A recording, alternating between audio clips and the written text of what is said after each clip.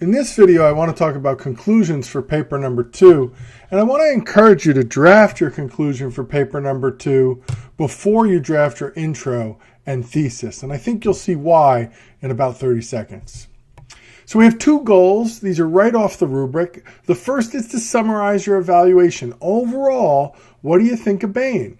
Do you like him? Do you agree with him? What works? What doesn't? And this is a great place for nuance. You don't have to agree with everything. You could agree with some things and disagree with some things. You could completely reject Bain, or you could completely endorse. It's totally up to you. It's all about how well you explain those evaluations that you have.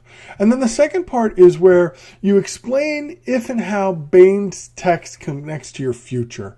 In other words, will you use any of the ideas from Bain? Would you like to use any of these ideas from Bain? If so, which ones and why?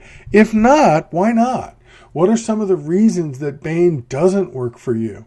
And that can make for a really interesting discussion too. So again, don't get locked into agreeing with everything Bain says. Don't get locked into all disagreement or all agreement. Be creative, see where you want to go, see what reflects what your real thoughts are after reading the text. So here's an example of the summary part of the conclusion.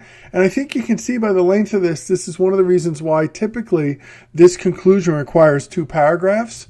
But you can, have a shorter version of each section and try to combine it in one, but I think that's hard to do.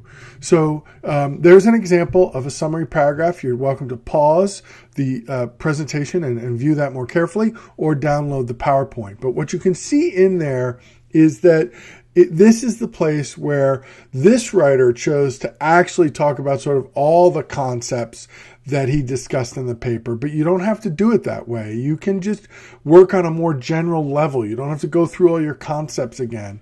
You can just move right to your overall sense of the book.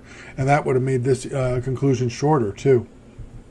And then Bain in your future. How do you think you're going to use Bain in the future if you are?